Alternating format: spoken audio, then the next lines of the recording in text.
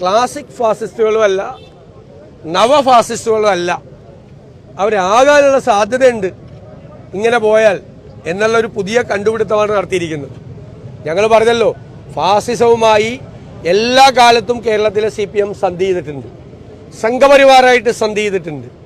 ഇപ്പോൾ പിടിച്ചു നിൽക്കാൻ വേണ്ടിയിട്ടാണ് മോദി സർക്കാർ ഫാസിസ്റ്റ് സർക്കാർ അല്ല എന്ന ഒരു പുതിയ ഒരു രേഖ അവതരിപ്പിച്ച് ഈ മോദി സർക്കാരുമായി കൈകോർക്കാനും സംഘപരിവാറുമായി സന്ധി ചെയ്യാനും അവർക്ക് കീഴടങ്ങാനുമുള്ള CPM തീരുമാനത്തിൻ്റെ ഭാഗമാണ്. കേരളത്തിലെ പോളിറ്റ് ബ്യൂറോ അംഗങ്ങളാണ് ഇത്തരമൊരു രേഖ ഉണ്ടാക്കാൻ വേണ്ടി നേതൃത്വം കൊടുത്തതും അവരാണ് ഈ സംഘപരിവാർ ബാന്ധവം ആഗ്രഹിക്കുന്നതും. അതിൻ്റെ പരിണത ഫലമാണ് മോദി സർക്കാർ ഫാസിസ്റ്റ് അല്ല. ഈ ഇടതുപക്ഷ മുന്നണിയിൽ തന്നെ പെട്ട CPI അതിശക്തമായി പറയുന്നു ഇവർ ഫാസിസ്റ്റ് സർക്കാരാണ്. കോൺഗ്രസ് നേതൃത്വത്തിലുള്ള ഇന്ത്യ മുന്നണി അതിശക്തമായി പറയുന്നു ഇത് ഫാസിസ്റ്റ് സർക്കാരാണ്.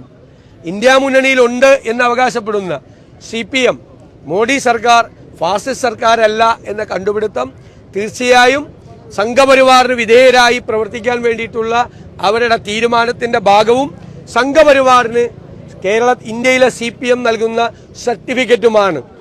ഇതിലെന്താണ് മറുപടി പറയാനുള്ള ആ രേഖ ഇപ്പം എല്ലാവർക്കും പരസ്യമായി കഴിഞ്ഞു, എല്ലാവരുടെയും കയ്യിലുണ്ട്. CPM പറഞ്ഞത് ഇത് കരട് രേഖയാണ്, പബ്ലിക്കിലേക്ക് വിട്ടതിന് ശേഷം അവരുടെ കൂടി അഭിപ്രായം മനസ്സിലാക്കുന്നതിന് വേണ്ടി അല്ലെങ്കിൽ തിരുത്തുന്നതിന് വേണ്ടിയുള്ള ഒരു കരട് രേഖ മാത്രമാണെന്ന്. കരട് രേഖയിൽ വ്യക്തമായിട്ട് പറഞ്ഞിരിക്കുകയാണ് എന്ത് സാഹചര്യത്തിലാണ് ഇങ്ങനെ ഒരു കരട് രേഖ തയ്യാറാക്കിയത്.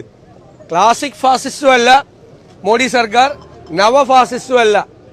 അവർ നവ ഫാസിസത്തിലേക്ക് പോകാനുള്ള സാധ്യതയുണ്ട്.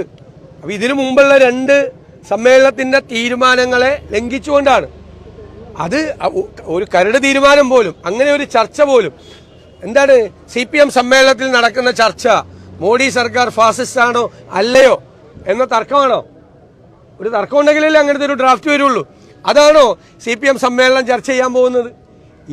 ഇത് മറച്ചു പിടിക്കാൻ വേണ്ടിയിട്ടാണ് മറ്റു കാര്യങ്ങളുമായിട്ട് വരുന്നത്. ഇത് പൂർണ്ണമായി സന്ധി ചെയ്യലാണ് സംഘപരിവാറുമായി. ആശാ വർക്കർമാരുടെ സമരത്തിൽ എളമരങ്കരയിൽ നിന്ന് ദേശാഭിമാനിൽ എഴുതിയിരിക്കുന്നത് അരാഷ്ട്രീയവാദികളുടെ കൂട്ടായ്മ നടത്തുന്ന സമരമാണ്, അതായത് കുറച്ച് ആളുകളെ കൊണ്ടുവന്ന് നടത്തുന്ന ഒരു സമരമാണെന്നാണ്. ആ സമരത്തെ പൂർണ്ണമായും തള്ളിപ്പറയുകയാണ് വീണ്ടും. അല്ല, ഇതേ കാരണം പറഞ്ഞുകൊണ്ട് എളമരങ്കരിവിൻ്റെയൊക്കെ നേതൃത്വത്തിൽ CIT-കാർ സമരം ചെയ്തപ്പോൾ ഒരു കുഴപ്പമില്ലായിരുന്നല്ലോ. ഒരു അരാഷ്ട്രീയമല്ല, രാഷ്ട്രീയക്കാരായ ഞങ്ങൾ കൂടി പിന്തുണയ്ക്കുന്ന സമരമാണ്. ഒരു സംഘടനയാണ് നടത്തുന്നത്. ആ സംഘടന നടത്തുന്ന അവിടെ വന്നിരിക്കുന്നവർ മുഴുവൻ ആശാവർക്കർമാരാണ്. ഈ കഴിഞ്ഞ ദിവസം വന്നത് വലിയ ആൾക്കൂട്ടം ഉണ്ടായതും ആശാവർക്കർമാരാണ്.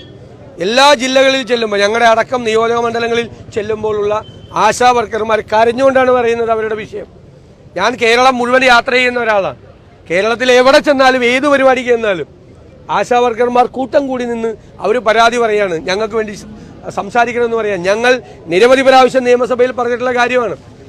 1 മണിക്കൂറോ 2 മണിക്കൂറോ മാത്രം ജോലി ചെയ്താൽ മതി എന്ന് പറഞ്ഞ് വേറെ ജോലി ചെയ്യാൻ പൊക്കോളൂ എന്ന് പറഞ്ഞ് 7000 രൂപ ഓണറേറിയം കൊടുത്ത് തുടങ്ങിയ ആ ജോലി 12-14 മണിക്കൂർ ജോലി ചെയ്താലും തീരാത്ത ജോലിയായി മാറിയിരിക്കുകയാണ്.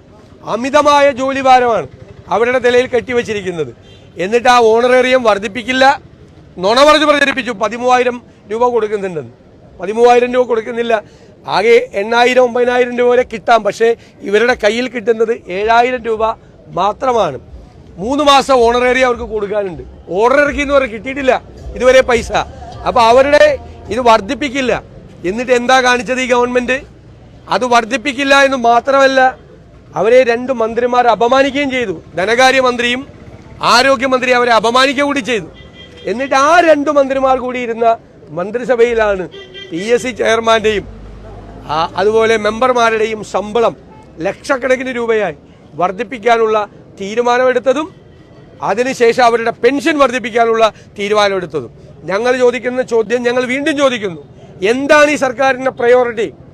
ഈ പാവങ്ങളുടെ അവരുടെ സങ്കടം കേൾക്കുക എന്നതാണോ ഗവൺമെൻറ്റിൻ്റെ പ്രയോറിറ്റി? അതോ ഈ 20ഓളം വരുന്ന PSC മെമ്പർമാരുടെ ശമ്പളം ലക്ഷക്കണക്കിനായി ഉയർത്തിയത് എന്ത് കാരണത്തിന് പേരില്ല? മന്ത്രിമാർക്ക് കിട്ടുന്നതിൻ്റെ 4 ഇരട്ടിയായി ഇപ്പോൾ ചെയർമാൻ്റെ ശമ്പളം. എന്ത് കാര്യത്തിനാണ് ഇത് വർദ്ധിപ്പിക്കുന്നത്? 5 പൈസ ഖജനാവിലില്ലാതെ, ജീവനക്കാർക്ക് പണം കൊടുക്കാനില്ലാതെ, സപ്ലൈകോയ്ക്ക് പണം കൊടുക്കാനില്ലാതെ, ക്ഷേമ പരിപാടികൾ നടത്താൻ പൈസ ഇല്ലാതെ പെൻഷൻ കൊടുക്കാൻ പൈസയില്ലാതെ, ശമ്പളം കൊടുക്കാൻ പൈസയില്ലാതെ ഈ സംസ്ഥാനത്തിന്റെ ചരിത്രത്തിലെ ഏറ്റവും വലിയ ധനപ്രതിസന്ധിയിലൂടെ സർക്കാർ പോകുമ്പോൾ സ്വന്തക്കാർക്ക് ലക്ഷങ്ങൾ കൂട്ടിക്കൊടുക്കുന്ന നടപടിയാണ് ഈ മുഖ്യമന്ത്രിയും മന്ത്രിമാരും ചേർന്ന് സ്വീകരിച്ചത്. പാവങ്ങളുടെ ശബ്ദം കേൾക്കാൻ അവർക്ക് നേരം ഉണ്ടായില്ല. ഈ വയനാട് പുനരധിവാസവുമായി ബന്ധപ്പെട്ട് ഇന്നലെ വലിയ സമരം ദുരന്തബാധിതർ നടത്തിയതാണ്. ആദ്യമായിട്ടാണ് ഈ ഒരു സംഭവത്തിന് ശേഷം അത്തരമൊരു പ്രതിഷേധത്തിലേക്ക് കടന്നിട്ടുള്ളത്. തലസ്ഥാനത്തും അത്തരം ആവശ്യങ്ങൾ ഉന്നയിച്ചൊരു സമരവും നടക്കുന്നുണ്ട്. എങ്ങനെയാണ് അതിനെ നോക്കുന്നത്? 7-ാം മാസത്തിലേക്ക് കടക്കുകയാണ് ദുരന്തം ഉണ്ടായിട്ട്. എന്താണ് സർക്കാർ ചെയ്തത്? അവിടെ പരിക്ക് പറ്റിയവർക്കുള്ള ചികിത്സാ സഹായം പോലും കൊടുക്കുന്നില്ല. ഗുരുതരമായി പരിക്ക് പറ്റിയ ആളുകൾ തന്നെത്താൻ പണം ഉണ്ടാക്കിയാണ് അവിടെ ചികിത്സിക്കുന്നത്. എത്ര കോടി രൂപ സർക്കാരിൻ്റെ കയ്യിലിരിക്കുന്നുണ്ട്. ഇതുവരെ പുനരധിവാസത്തിന് വേണ്ട സ്ഥലം ഫൈനലൈസ് ചെയ്തിട്ടില്ല. 30 ലക്ഷം രൂപയ്ക്ക് 1000 സ്ക്വയർ ഫീറ്റ് വീട് വയ്ക്കാൻ പോയി ഇല്ലേ? അപ്പോൾ കുറയ്ക്കാന്നൊക്കെ പറയാ. 30 ലക്ഷം രൂപയ്ക്ക് 1000 സ്ക്വയർ ഫീറ്റ് വീട് എന്ന് പറഞ്ഞിട്ട് ഒരാൾക്ക് വീടുമില്ല. 10 സെന്റ് എന്ന് പറഞ്ഞിട്ട് ഇപ്പം 5 സെന്റായി. എവിടെയാണ് സ്ഥലം എന്ന് ചോദിച്ചാൽ ആർക്കും അറിയില്ല. സ്ഥലം ഇതുവരെ എടുത്തിട്ട് പോലും 7 മാസമായി. ഇത്തരം സ്ലോവായി മന്ദഗതിയിൽ ഇല്ല, അനങ്ങാതെ കിടക്കാൻ ഇവർ. സ്വാഭാവികമായും അവിടെ ഈ ഇരകളായ ആളുകൾ സമരം ചെയ്യും. അവർക്ക് ഐക്യജനാധിപത്യ മുന്നണിയുടെ പൂർണ്ണമായ പിന്തുണയുണ്ടാകും. അവിടുത്തെ MLA കൂടിയായ അഡ്വക്കേറ്റ് സിദ്ദിഖ് MLA നേതൃത്വത്തിൽ അതിശക്തമായ സമരങ്ങൾ നടക്കുന്നുണ്ട്.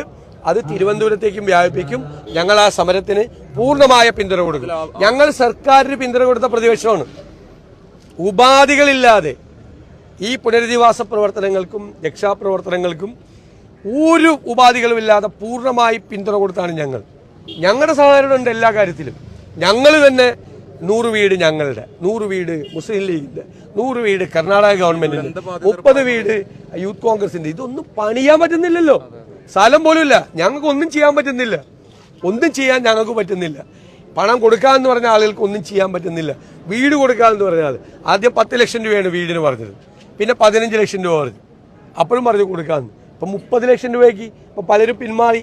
അതിൻ്റെ അകത്ത് നിന്ന് ഒരുപാട് പേര് പിന്മാറി. ഇവർ 4 മന്ത്രിമാരുണ്ട് ഇതിന് ചുമതലയുള്ളവർ. ആ 4 മന്ത്രിമാർ ഒരുമിച്ചൊരു യോഗം പോലും ചേർന്നിട്ടില്ല ഇതുവരെ. അപ്പോൾ ദുരന്തബാധിതരോട് പൂർണ്ണമായ അവഗണന. ആദ്യം കുറേ ആരംഭശൂരത്വം കാണിച്ചു, കുറേ ബഹളം. പ്രധാനമന്ത്രി വന്നു പോയതോടുകൂടി ഇറങ്ങി.